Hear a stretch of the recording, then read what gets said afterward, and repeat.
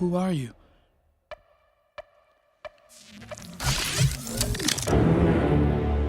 I'm Miles Morales. The animated Spider-Verse expanded the world of Spider-Man by going beyond the usual Peter Parker storyline, marking the cinematic debut of teenager Spider-Man Miles Morales. The Sony Studios films also introduced audiences to other thrilling web-slingers, like Spider-Gwen, Spider-Man 2099, and even Spider-Ham. Today at ScreenRant, we look back at the 2 Spider-Verse films so far as fans gear up for the 3rd installment, Beyond the Spider-Verse. Everyone keeps telling me how my story is supposed to go. Nah, I'm gonna do my own thing. In the first film, Into the Spider-Verse, Miles Morales is introduced as an ordinary high schooler from the dimension known as Earth 1610. While Peter Parker already exists as Spider-Man in Miles' world, he is soon killed by Kingpin. Working with other villains like Dr. Octopus and Green Goblin, Kingpin has created a collider that can help him access other parallel universes. Despite Kingpin's villainy, there are some emotional reasons behind his decisions, as he wishes to unite with alternate versions of his dead wife and son. After Peter Parker's death, Miles becomes a natural successor to the superhero, as he too was bitten by a radioactive spider.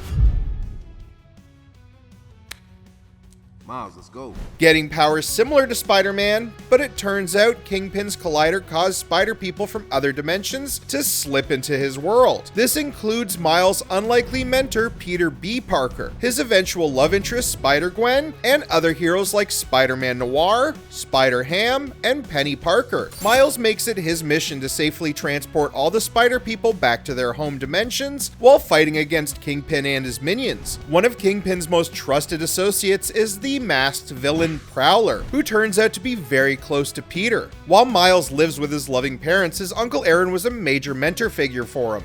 Much like how Peter Parker has his Uncle Ben, Aaron had an influential presence in Miles' life and inspired him to accept his great powers with great responsibility. But a shocking plot twist in Into the Spider-Verse was when Miles discovered that it was Aaron behind the Prowler mask. Tasked by the Kingpin to kill his own nephew, Aaron finally goes against his evil boss and gets killed in retaliation. Dying in Miles' arms, Aaron leaves a lasting impact on Miles' life, who continues fighting the good fight. Taking a leap of faith and accepting his new heroic responsibilities, Miles becomes a better person than his kind-hearted but morally gray uncle. After taking down Kingpin, all the spider people are able to head back to their home dimensions. And while Miles juggles his life as a superhero and a high school student, he still harbors a crush on Gwen Stacy, despite her living in another dimension. In the second film, Across the Spider-Verse, Gwen somehow returns to Miles' dimension, and the romantic tension can still be felt, but they have a bigger mission to handle instead of rekindling their romance. It turns out that when Kingpin's collider exploded in the first movie, one of the scientists got his body infused with portals. Calling himself the Spot, the scientist turned supervillain blames Miles for his altered state. But when the Spot accidentally triggers the ability to travel across multiple dimensions, he causes more ruckus across the Spider-Verse. The Spot starts his destruction with Earth 50101, a dimension that has Patvir Prabhakar as its Spider-Man. As the Spot plans to destroy a collider on this Earth,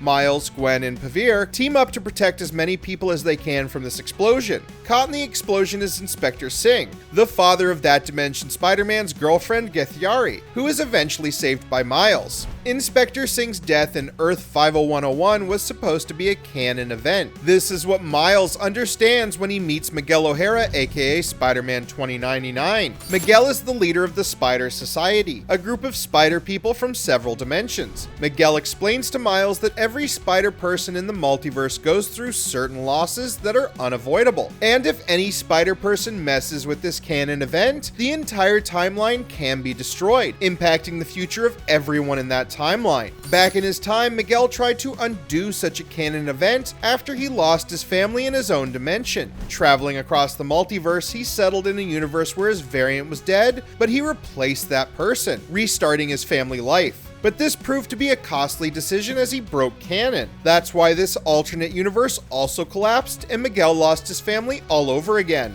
Miguel tells Miles that it just so happens that for many other spider people, their canon event is the death of a police captain who they are close with. So while it was Inspector Singh and Petfear's case, for Miles, the police captain is Jeff Morales, his own father. Eager to save his father, Miles decides to go back to his dimension and prevent his canon event. Miguel warns him that this decision could destroy the universe and orders the Spider Society to track him down. A high-speed chase follows, and it seems like Miles will be stopped, but the virtual reality avatar of Margot Kess has a change of heart and allows Miles to go back to his home dimension. Now here's the catch.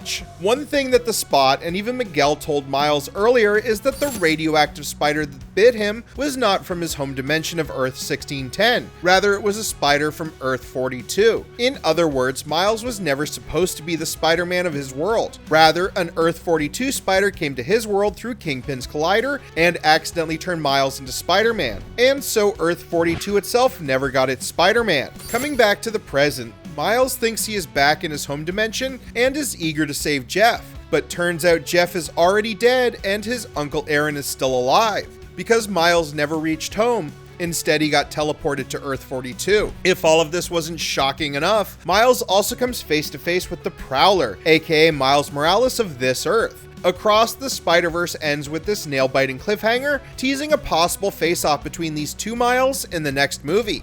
With Miles trapped in Earth 42, Gwen Stacy promises Miles' parents that she will protect him at all costs. With her friend Spider-Punk leaving behind a time-traveling portal for her, Gwen can bring back old friends like Spider-Man Noir, Spider-Ham, and Penny Parker. Even Peter B. Parker and Petfear Prabhakar are eager to join Gwen in saving Miles. So one thing is clear, Beyond the Spider-Verse will have a super team of Spider people from all previous movies. There will be enough action to satisfy fans of all versions of Spider-Man.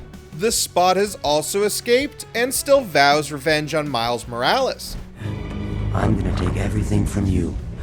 The dramatic ending of Across the Spider-Verse teased the Spot's next move, which is to destroy Earth 1610's New York.